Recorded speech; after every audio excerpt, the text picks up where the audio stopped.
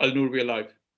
Welcome to everyone. Welcome to the South Asia Center at the London School of Economics. My name is Alnoor Bhimani. I'm the director of the center. Delighted to have you all here. I know many of you are tuning in from different time zones, so thank you for that. It turns out that our speakers are also coming in from different time zones. So we're live streamed on YouTube. It is being recorded, and the recordings will be available on the South Asia Center website as of tomorrow. This is an event where you can ask questions. So of course, you can use the chat function to ask your questions. You can put them to any one of the speakers or to all of the speakers. If you are tweeting, then do tag us at South SA Asia LSE, so SA Asia LSE.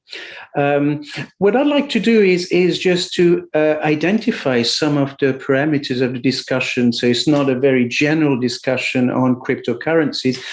We have excellent speakers, and I'll introduce them in a moment. But what we'd like to do is to explore the cryptocurrency space, specifically as it relates to South Asia countries. So I'd like to very quickly welcome the three speakers that we have. We have Dr. actually, Muneeb Ali, co-founder of WazirX and CEO of Hiro. He had his first degree from LUMS, the top university in Pakistan, and he has a doctorate from Princeton. We have also Nischal Shetty, who is joining us. He is the founder and CEO of WazirX, now owned by Binance. WazirX is, of course, India's top cryptocurrency exchange. And we have John Danielsson. Dr. Danielsson is associate professor in the finance department at the London School of Economics. He's also the director of the Systemic Research Center. I've known John for many years, I should say, and we don't always agree on everything. So perhaps some of that will come out at this event. But just as a general kind of opening set of comments, it was on the 12th of January 2009 that we saw the first transaction of Bitcoin taking place, not that long ago. Today, there are approximately 10,000 cryptocurrencies. The market valuation of all cryptos is about 2 trillion, approximately 100 million plus people own cryptocurrencies. Many people see cryptos as having great benefits. So some see it as having a store of value, others as a means of payment. It can enable very efficient transfers. It can be incredibly economical to engage in transfers, and it opens up a whole universe of decentralized finance possibilities, smart contracts, and others. Part of cryptocurrencies is the fact that it is immutable because it relies on blockchain technologies. A key point is that the Generation Z individuals who really subscribe to notions of freedom and liberty like the idea of cryptos because they are said to be highly decentralized. But then there are those who disagree with the idea that cryptocurrencies are about to change the world and indeed should change the world. So individuals like Nouriel Roubini, whom some of you may know, he's a professor at NYU and an advisor to the World Bank, the Federal Reserve in the US, and other quite important responsibilities. He does not see cryptocurrencies and certainly Bitcoin as a unit of account. He does not think it's scalable. It has pretty much no utility. It is not secure at all. There's a lovely passage that he makes in one of his interviews where he sees Bitcoin as being for scam artists and conmen and tax evaders and criminals and terrorists and human traffickers. He thinks they're subject to manipulation by an army of self-serving insiders. So not everyone agrees with the idea, and I think perhaps environmentalists see cryptocurrencies, especially Bitcoin, because of the proof of work sort of approach in which transactions take place, being very polluting to the planet. So a lot of broad issues, but what I'd like to do is to put a set of questions in a moment to our three panelists in relation to the idea that cryptocurrencies are good or not so good for South Asian economies. So again, just to remind you, you can ask questions. It is a live stream event on YouTube. Please use the chat function. You can specifically ask questions to one of the speakers or to all three speakers if you wish to.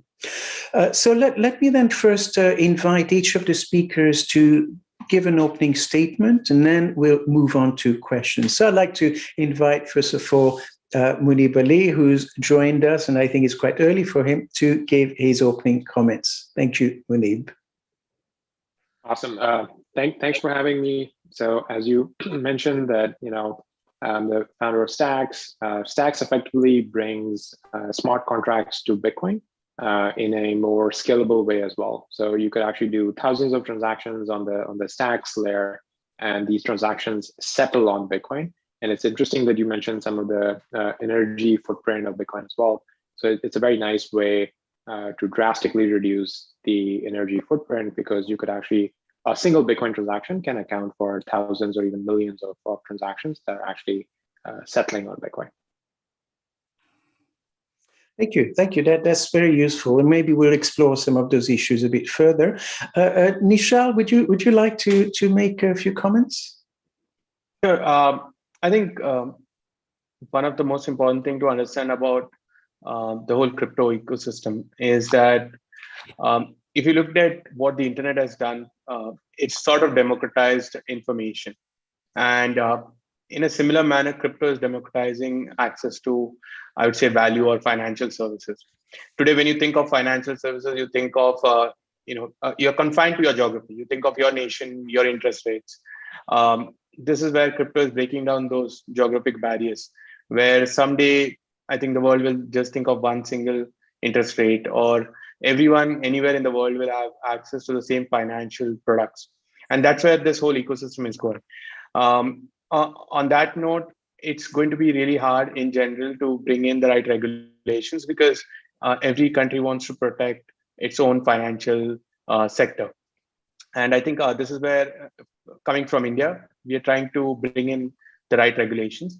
And for that, I think one of the things we realize works the best is to spread the right information and knowledge about crypto, which is where, as a company and as a community in India, what we're doing is spreading the right knowledge and information rather than pushing for only regulations or, you should invest in this. I think what has always worked the best is just tell people what crypto really is. And after that, let them make a choice. It's very similar to giving access to the internet and let people decide what they want to do on the internet. We are trying to play a similar approach in India, and it seems to be working really well. Thank you, Nischal. Thank you for those opening remarks. Professor Danielsson, would you like to say a few words? I have to admit, I'm very much of two minds about cryptocurrencies. The techno geek part of me loves the technology. It's a fantastic technology. I like the idea of freedom. So from that side of my brain, I'm an enthusiast. But then by training, I'm an economist. And the economist in me thinks they absolutely make no sense whatsoever.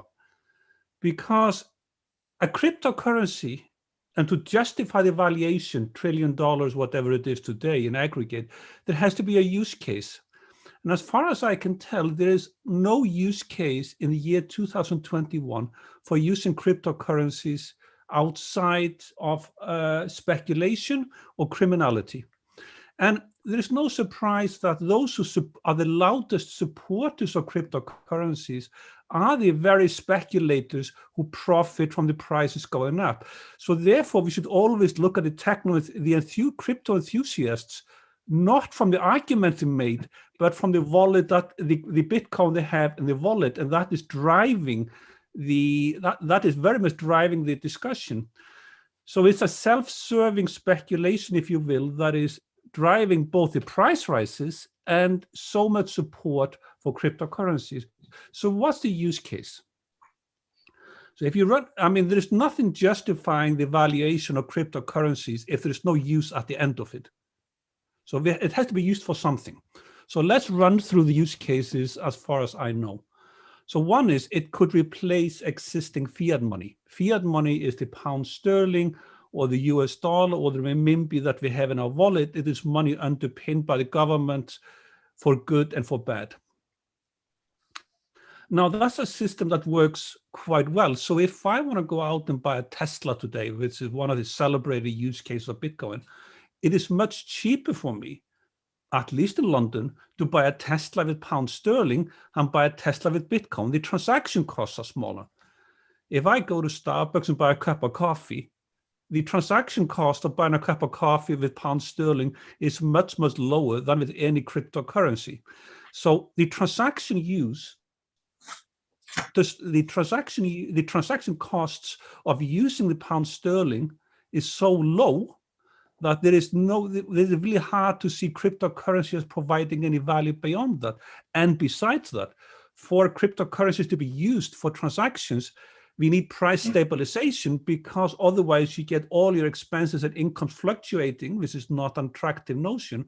So a precondition for transactional use is price stabilization, but then prices won't rise and therefore the enthusiasm goes out of it. So the use in transactions seems to be trivially small. And then we get to the case that you mentioned, which is store of value or new gold. And think about gold. Gold has been used by humankind for 10,000 years. We can go back to King Midas back in mythology for the first references. Every society I know of with access to gold has revered it and used it as a store of value. But that is a 10,000-year history of a store of value, 10,000 years. Bitcoin is 12 years and a bit old. And the difference between 10,000 years ago and 12 years ago, thousands of assets have promised to be the new store of value. Seashells, cigarettes, and a bunch of others. And you really have to ask yourself, if you ask grandmother or an elderly relative, how would you store wealth? Would you store wealth with gold or Bitcoin? Well, they would say, of course, what is Bitcoin? But it is really hard to convince anybody outside of the crypto bubble to want to store the wealth in Bitcoin. And keep in mind the 10,000 years of provenance compared to 12 years of provenance. So that is why for that use case to be justified, for it to be store of value, there has to be some use beyond the store of value. And of course, the use case we always get to is there are basically two arguments made besides those I mentioned. One is you can't trust the government to manage fiat money. We have quantitative easing, we have a bunch of other things. Well, when I'm paid by the London School of Economics and my salary has been perfectly stable for the 20 years I worked here, my taxes are perfectly stable. I have no complaints whatsoever with the pound sterling as fiat money. And before that, I lived in the United States. I had no complaints with the US dollar being my money. And besides that, the amount of liquid money I have in my current account is so tiny that it doesn't really matter how much it fluctuates. And then you get to Venezuela, which seems to be the horror case that all the crypto world sort of mentions. Of course, I fully concede that if you have a choice of the Venezuelan Bolivar or Bitcoin, I would much prefer Bitcoin. No competition. But that is not the competition, though. And that, of course, also very much applies to the regions all that your center covers, which is that if you live in a country with unstable political system, and like Venezuela, or where the central bank abuses the money, like Venezuela, then, and if you ask a random person on the street, would you rather use Bitcoin or US dollars? I promise you, they will say the US dollar 99 to 1 or 99.9 to 1.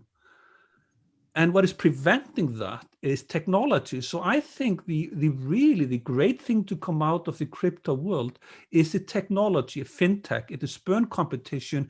It has made us appreciate the value of efficient exchanges of money, etc. So all of that, the competition from cryptocurrencies has improved fiat money to the extent that the use case for crypto is going away. And then, of course, we get to the power, the cost, which is the power uses of mining cryptocurrencies is roughly 1% of the world's electricity. We can debate the numbers because these numbers are hard to get, but it's on the order of magnitude of 1%. Quite a bit of that is generated by dirty coal in places like China, Ukraine, and Belarus. Now, given that the Earth is already warming up, we already are wreaking enormous environmental damage, why use an extra 1% to mine Bitcoin and cryptocurrencies? I do not see solving a mathematical puzzle on a computer is justifiable in the world in the year 2021. And of course, then we get to the counter argument, which is, well, we can dispense with all of that by using a proof of stake, like you see in Ethereum world. But that really takes us to the last point I want to make, which is inequality. Because a proof of stake says those who have money, they're allowed to create money. So imagine how much can cryptocurrencies increase in value if they are to become successful? Because we keep in mind at the moment, this is a niche application. I mean, even a cryptocurrency enthusiast in Great Britain, even if you ask the crypto enthusiast, they will say maybe 10,000 people support them.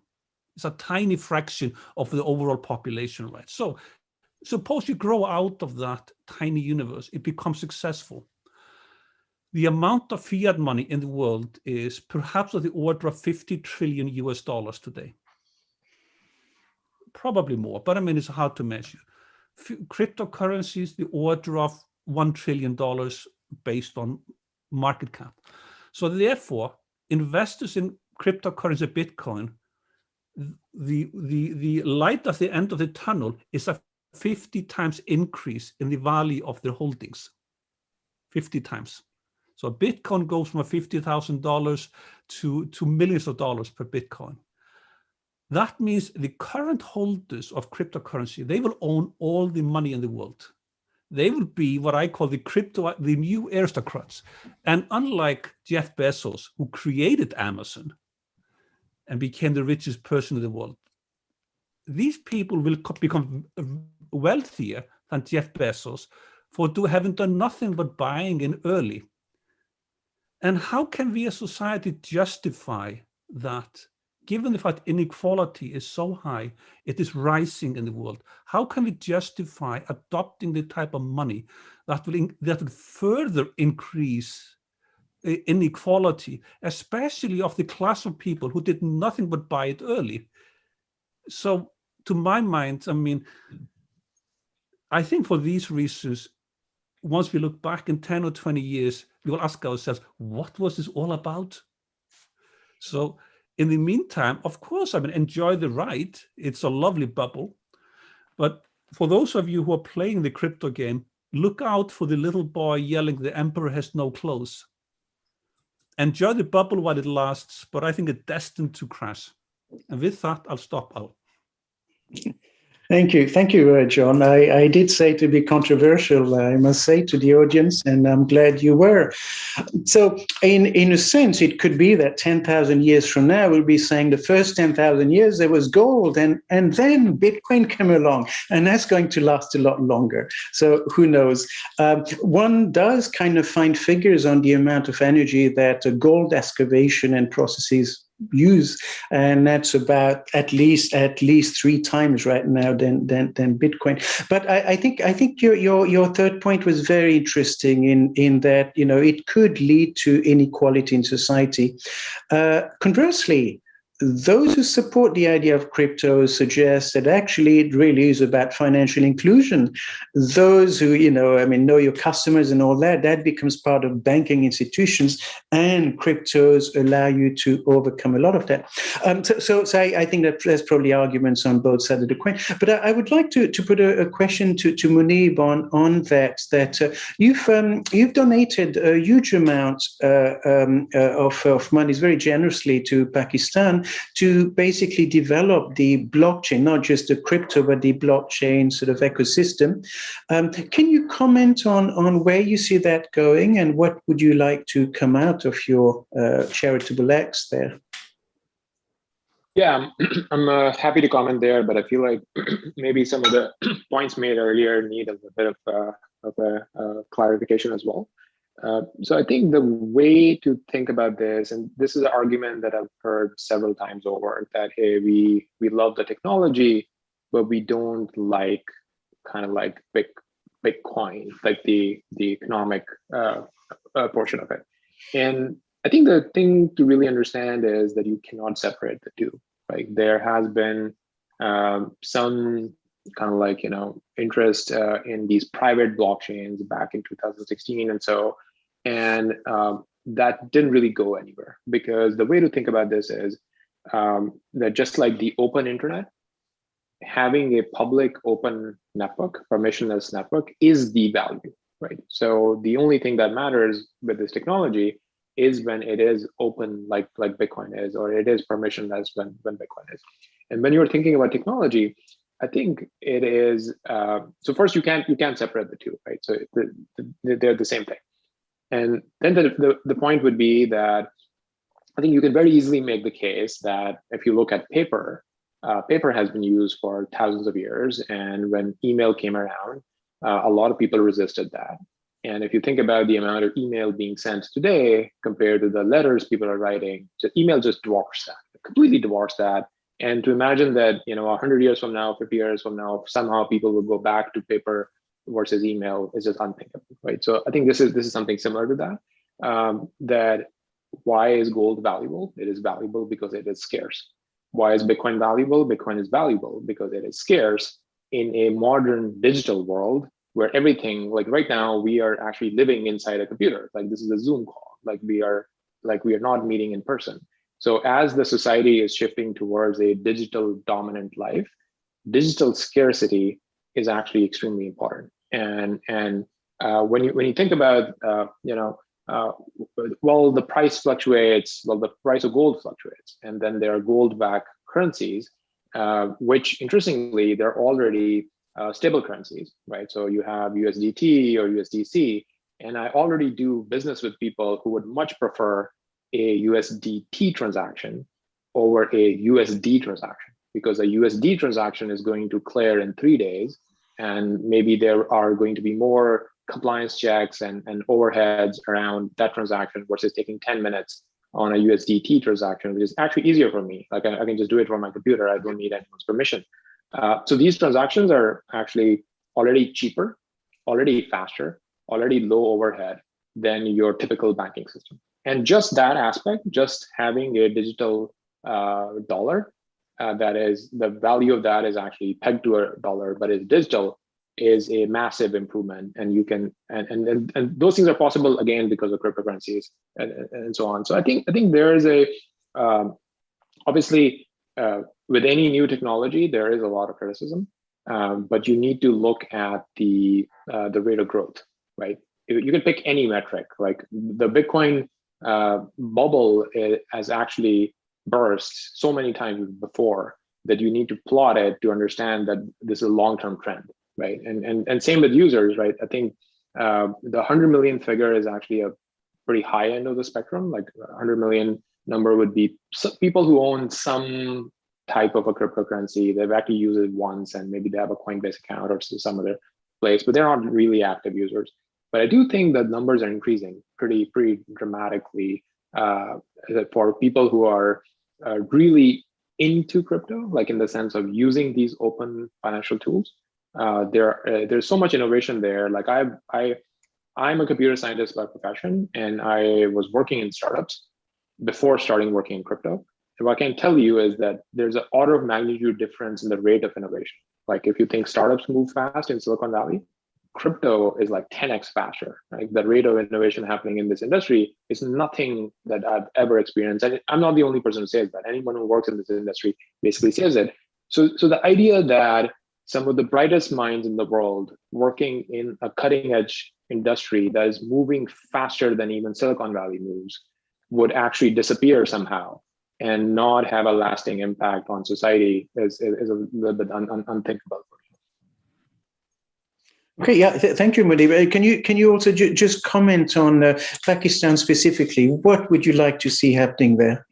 Yes, so I think the part of the donation to Pakistan was mostly around education, like in the sense that what we want to enable is that the next generation engineers and the next generation entrepreneurs, they actually get access to this technology. They learn about it, because with crypto networks, not only that there are new types of fundamentals that they need to learn about. Like imagine how computer networking became a course that a lot of undergrads started taking, or programming languages became a course that a lot of undergrads started taking. I took that course at LUMS when I was doing an undergrad. So I want the future entrepreneurs to be able to understand fundamentals of blockchains, fundamentals of crypto networks, but then also be able to program these things, because this is programmable money, right? One of the reasons why this is so exciting is that any developer anywhere in the world can actually start programming against these new types of money and start building these smart contracts. And there are new types of languages. Clarity is one language that we researched and developed. And so we want people to learn Clarity. We want people to learn other types of smart contract languages. And the donation to LUMS effectively establishes a research center, but with an education focus as well. So we obviously want researchers in Pakistan to be able to contribute to the fast-moving crypto industry, but mostly I think it is for the students and the future entrepreneurs that they need to really learn about what are the right concepts and tools they need to fully participate in this ecosystem. Okay, thank you, Muneeb. Nischal, I'd like to ask you a little bit about the Reserve Bank of India. So it basically, puts out a directive in 2018, and then it kind of goes back on it with the Supreme Court ruling. And I think banks are now saying, it's fine if we have customers who engage in crypto trading and making deposits and transactions. I sense, though, that there's still a lot of confusion, and often it's the case, as was just suggested by John and Muneeb, that you have the technology and you have the economics, and they may not see eye to eye, at least not right away. But very often regulation kind of is a little bit behind both of those. And I wonder what you see now as being needed specifically in India in relation to regulations around cryptocurrencies, and how that would aid basically the economy, banks, financial institutions, and the whole sort of blockchain technology ecosystem. Sure. Yeah, like you rightly said, in 2018, we had some issues with banking, where the central bank prevented all of the banks in India from providing services to crypto-related businesses. And subsequently, on the 4th of March, 2020, that order was overturned by the Supreme Court. One of the biggest reasons we see why the banking restrictions came about in the first place is there's this mass confusion sort of in the country, where nobody really knows where this is headed, where are cryptocurrencies headed. Nobody even until recently, there was even confusion on how are these classified. A lot of the sentiment was that every crypto is a currency and it is here to replace your fiat money. which I don't agree with. And I think if you go deeper into crypto, you'll realize that's not the truth. But that was one of those biggest confusion. And if you look at it from the central bank's point of view, one of their objective is always to protect the fiat money. So when you have a new technology which is like seen as a direct threat to fiat, and then there is no regulation around it, the central bank is obviously bound to do things to protect itself, and that's what exactly happened in India.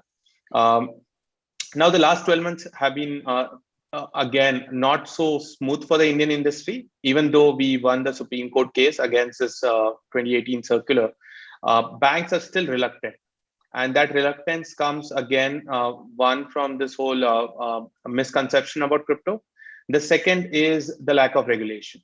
But like you rightly said, it's always innovation comes first and regulation comes later. And we are going to have this in between time where surprisingly, the internet did not have a lot of trouble, because for the first time you were experiencing a technology that ideally needs regulation. Because when you look at the internet world today, you're looking at every governments around the world thinking of regulating different parts of the internet. But in the crypto sector, because it touches finance, a lot of countries want to regulate them sooner than later. But regulating them is not straightforward. There is no regulator where you can say this is you take the central bank, you take the SEBI, which is the securities regulator in India. There's no one regulator who can actually regulate crypto in general. So this confusion of who's going to regulate is again causing our central bank to stay away. In an alternate world, if it was true that every crypto was a currency, the central bank would have just come and regulated it. But today you also have confusion on who should be the regulator of this new technology. So all of this confusion is what is leading to where we are.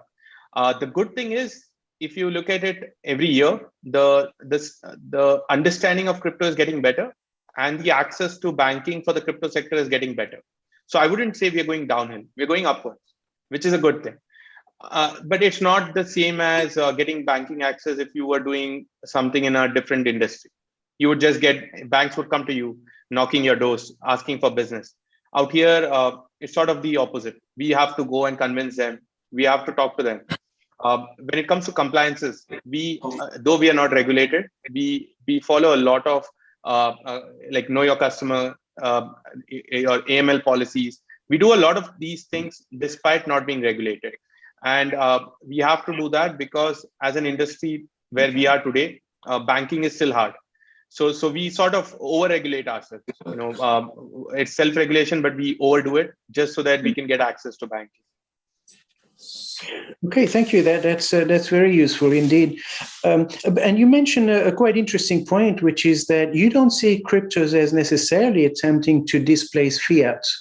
Maybe they can live, but that's not your opinion, John, is it?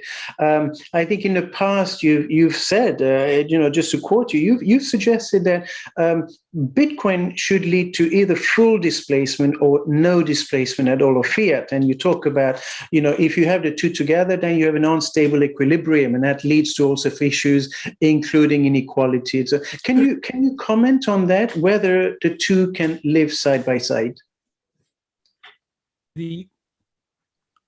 So I think the way where the issue is, why would anybody want to use a cryptocurrency if they have a stable fiat money at their disposal?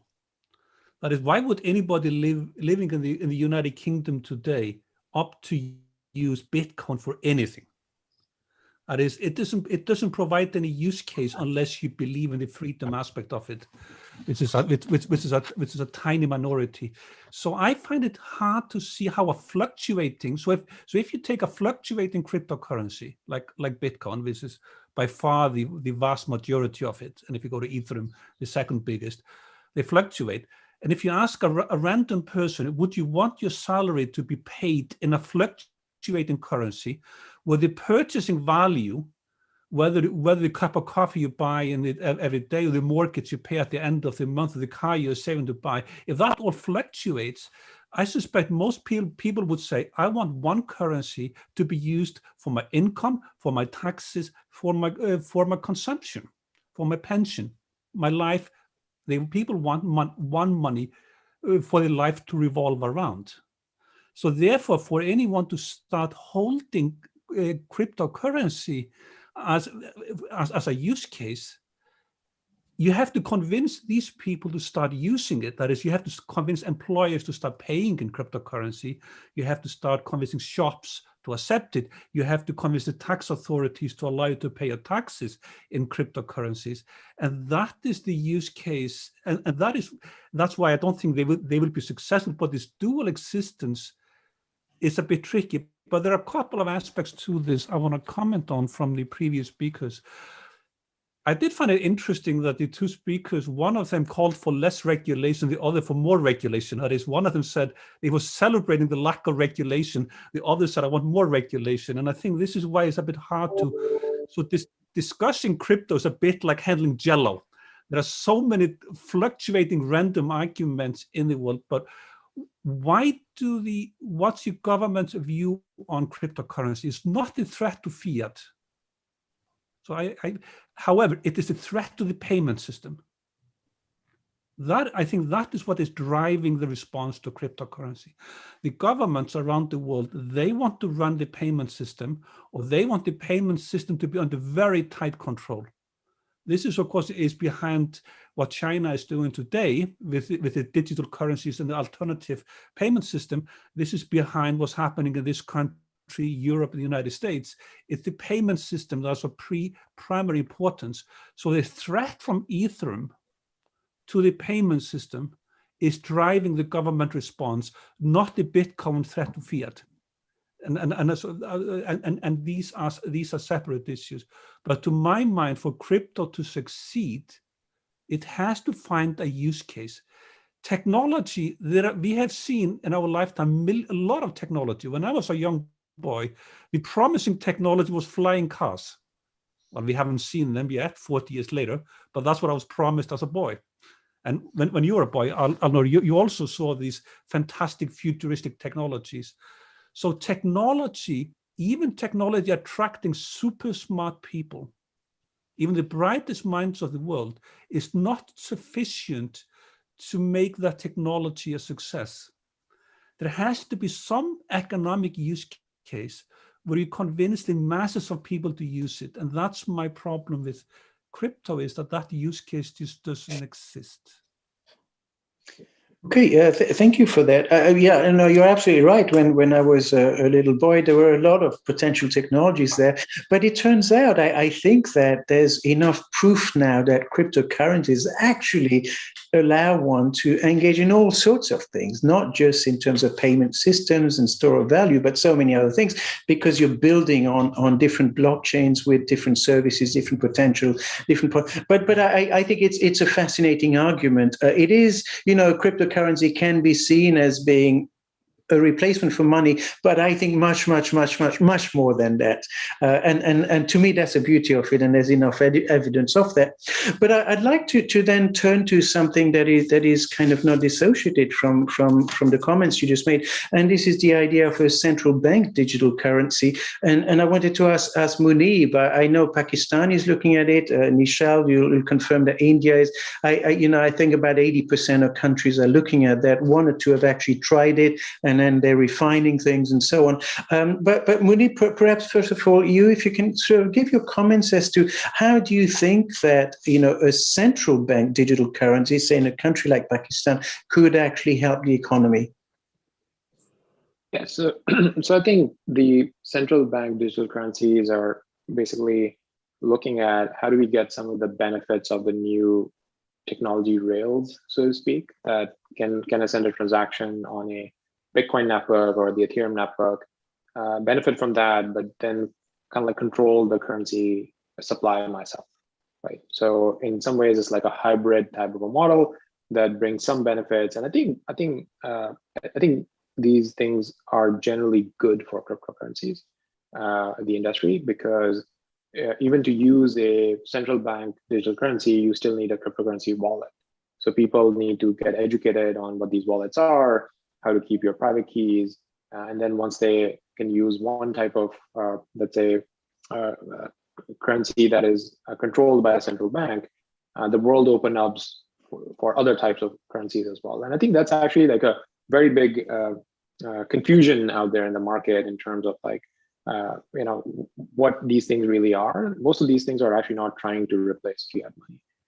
Like Ethereum, for example, is actually gas for smart contracts. Like it's more like oil, right? They're these digital machines, and to operate them, you need oil. And that's the way to think about it. It's the same as Stacks. Stacks does that on top of Bitcoin.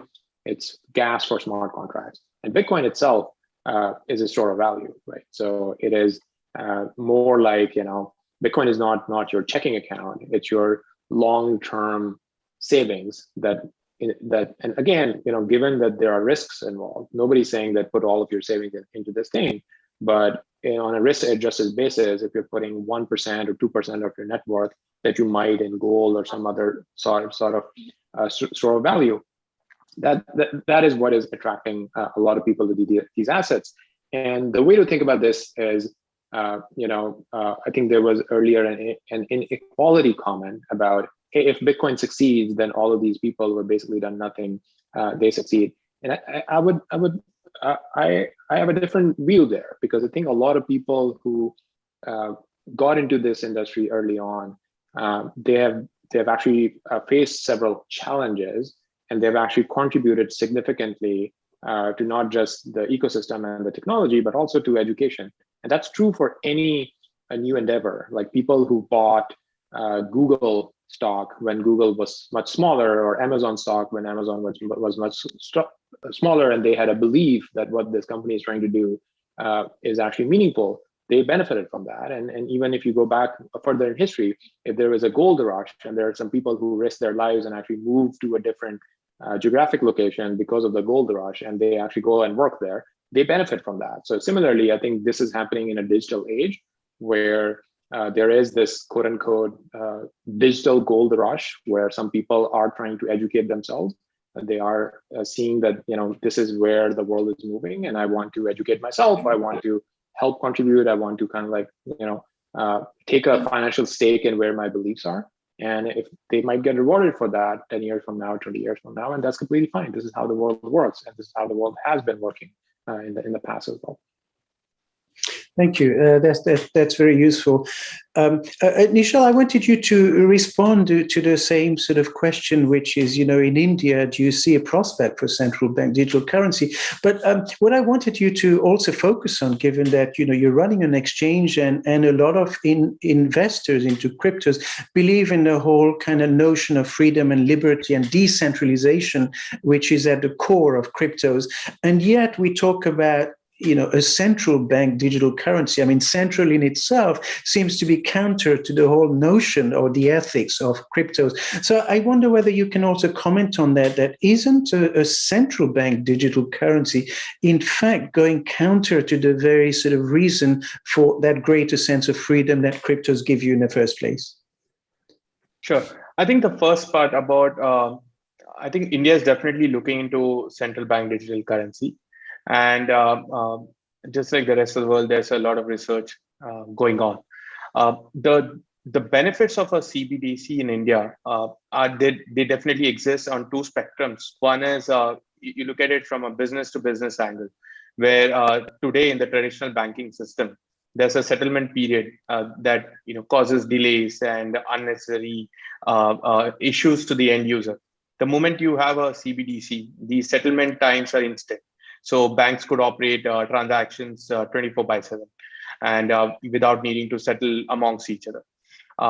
The other spectrum is the direct consumer benefit, which is India has about 200 to 300 million unbanked population. And the biggest reason for this is banking infrastructure just can't reach every nook and corner of the country. And we've been trying to build banks infrastructure for the last 50, 70 years. But everyone has a mobile phone and an internet. So the moment you have a CBDC, all they need to do is download a digital wallet, and they get to get involved in the whole digital economy instantly, just like that. And that's where I believe a CBDC really comes in handy. Now, from there, we go to the question of decentralization and what is a CBDC doing? At least me personally, I don't look at this as a 0 or 1 where you have complete decentralization or nothing. I look at it as a progress from where today, if you have to use money online, you need to have a custodian, which is a bank or a middleman, versus in a CBDC world, where at least I could keep that in my own personal wallet instead of needing a banking partner in between.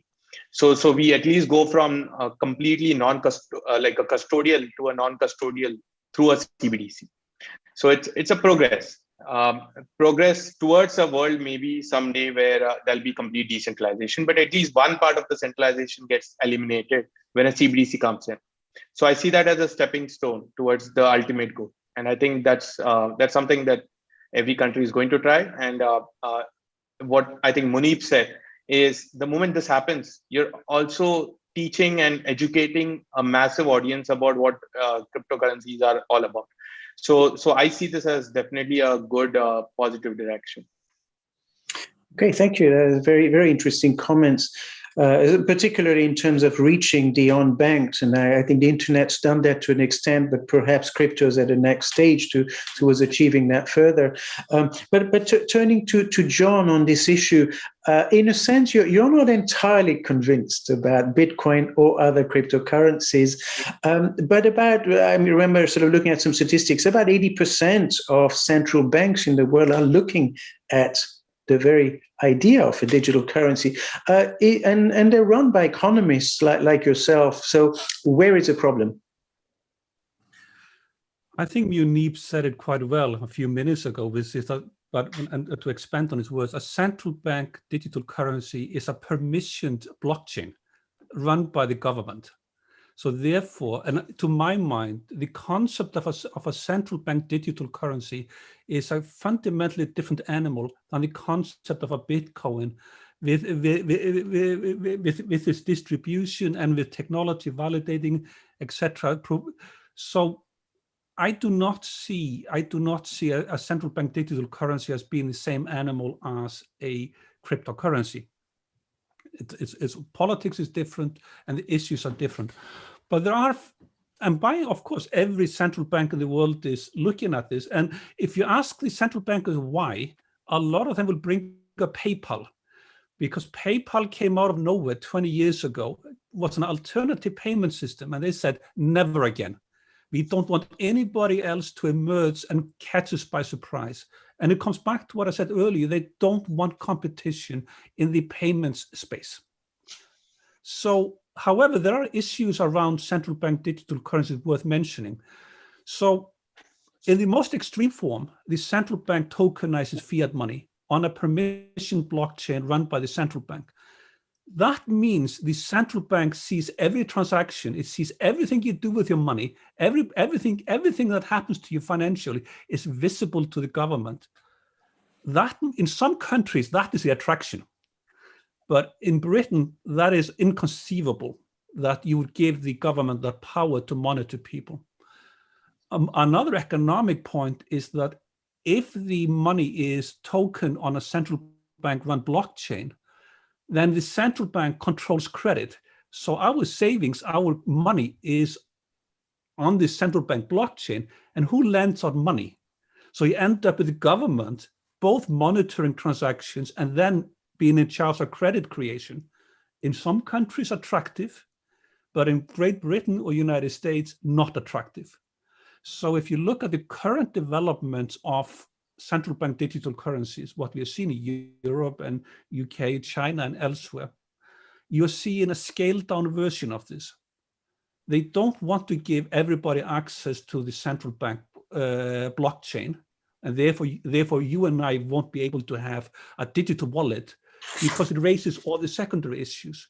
So if you look at how the authorities are doing it in practice, they're looking at financial institutions, i.e. banks, to still be banks, but they will use the central bank digital currency in some way. It could be account-based or it could be token-based. There are different versions of this. So you're just sort of the discussion is to incorporate new technology into the existing model rather than replacing the existing model. And these issues of privacy and these issues of credit creation are so fundamental that for anyone discussing the central bank digital currency, they need to address, I think, those two issues first. Okay, all right. Thank you very much for those thoughts. I want to turn now, we have 10 minutes remaining, so I want to turn to, this whole notion of the environmental unfriendliness or friendliness of cryptos. And there are, I think, sort of both sides of the argument here. And, in a sense, if one looks at Bitcoin, then that's reliant on proof of work. And proof of work, to me, simply means that a lot of people enter a race, but there's just one winner and there's a lot of energy that's wasted. So a little bit like me kind of calling 100 restaurants saying, I want a very intricate pizza, but the first one to get it to me gets paid. And then so you have 99 others who may not get it. On the other hand, maybe, you can move to proof of stake. And John Danielsson, you kind of aired your reservations about that it has wealth effects and so on. I wonder, Muneeb, can you comment a little bit specifically on Bitcoin, given that Stacks is superimposed on Bitcoin? What your thoughts are about the environmental sort of impact of this currency? Yeah, so I think the big kind of like misunderstanding that I see about proof of work is that people look at the individual action of calculating these hashes, and they don't look at the why are they doing it, like what's the benefit, right? So obviously, if you think of it that way, that hey, only one hash is valid and all the other hashes are invalid, then why are they calculating those? And this seems like redundant work. But I actually don't think that that's the model. The model here is that you are looking at the security of the network, and you want the security of the network to be high enough that it is extremely hard for any single party to take over the network. Right. So all of those people that are calculating hashes, they're equally contributing to the security of the network. And you want to keep the security of the network at a high enough threshold level, which Bitcoin has, by the way, already achieved. It's already extremely hard for a single company or even state actors to do, like obviously, state actors can do damage, but it'll be very visible and you'll be able to see that coming and so on. So I think that's the way to look at it, that so another related concept is people think that if the price of Bitcoin keeps going up or if the Bitcoin network keeps growing, the energy usage would keep growing. That's also not true. The energy usage of Bitcoin needs to be at a level of security, again, where it is extremely hard for any single party to come in and take over the network, which Bitcoin is already doing a really, really good job at. And as I mentioned earlier, that the technologies like Stacks can actually reuse Bitcoin energy to do much more scalable transactions and actually settle on Bitcoin. So Bitcoin is a settlement layer. It's a secure settlement layer. Like visually, I think people should think of, a secure settlement digital layer for the world, and it consumes a certain amount of energy. And then all sorts of interesting things are built on top of it that actually benefit from the security of the base layer. Like all these smart contracts, like I wouldn't be surprised if actually trillions of dollars of worth of economies are created on top of the security of the underlying system. And that's fine because the underlying system is actually working to protect against very different types of attacks.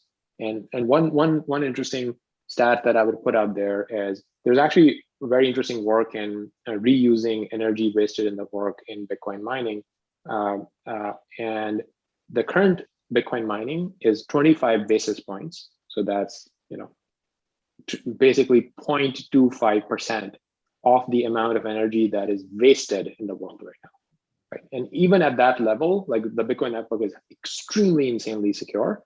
And if those technologies become a little bit better, that we are able to reuse some of the wasted energy and use it in Bitcoin mining, the Bitcoin network can be even more secure. And that's literally like effectively at zero cost to the world, because this is literally energy that is just being wasted.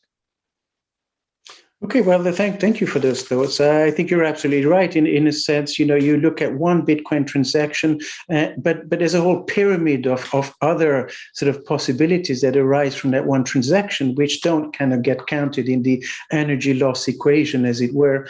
The other point I think is probably fair to say that.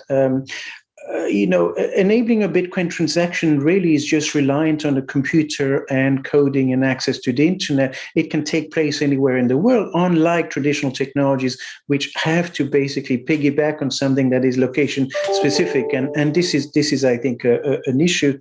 I wonder, Nischal, if you can sort of give some quick comments on, India, and it's basically been a forerunner in IT systems, thinking, generation, servicing, and so on.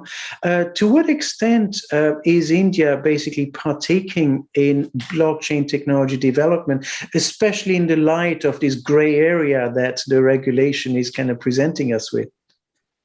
I think there's been significant progress in the last 3 years, I would say. Before that, it was still very nascent. But the last 3 years, we've seen quite a bit of, I think, education coming up in different blockchain courses, and B, I think a lot of startups, not just focus on India, but even at the global level. There are blockchain startups. There are also companies being built to help you create smart contracts. There's a lot of upskilling going on in this sector, where India is a country with a lot of young population. And they see this as an edge for them when you're just graduating out of college and you have a large working population with 10, 15 years, 20 years of experience in software development. I think when you skill yourself in blockchain, that gives you that edge that you need. And that's something that we're seeing at a large scale now. We are also seeing a lot of these hackathons and a lot of competitions in both in the colleges as well as amongst larger companies in terms of building applications for blockchain.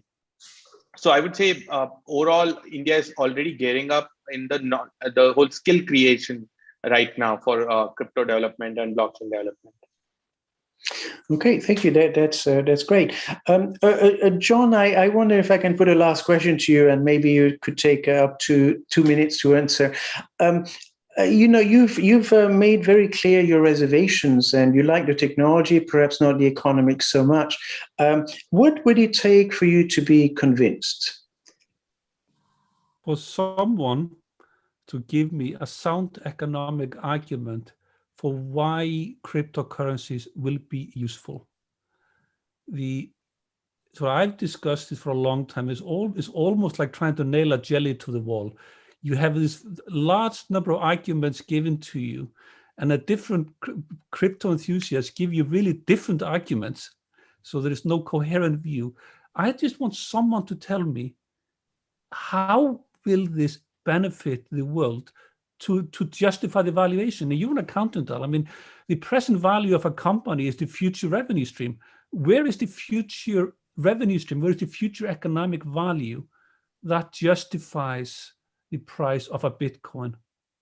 And see, my problem, my problem with that question is that NPV only captures a very small window into a big world that is developing today. And there are so many outcomes coming out of blockchain technology development. It's not just Bitcoin. I think it goes way beyond that. For instance, if I sign up with an estate agent, I could be basically doing everything via smart contract over a long period of time, and there would be full assurance, immutability, extreme trust. That to me are also some of the net benefits directly to me, without needing to understand the economics or the technology, but just having trust in the system. So I think the NPV argument doesn't really capture enough of that, intangibility to date because they're not sort of so evident to us. But I will probably have to leave it here. But I'd like to thank you, John. Thank you, Nischal. Thank you, Muneeb. Really excellent to have you here. This has been very useful, I think, sort of eye-opening, and it's nice to see the two sides of the argument. And I'd like to thank the audience for attending. I know you've come from, or you're attending from many different places with different time zones, and do log into some of our future South Asia Center events. So from me, it's goodbye, and thank you to the whole team at the SAC. Goodbye, and see you soon. Thank you so much.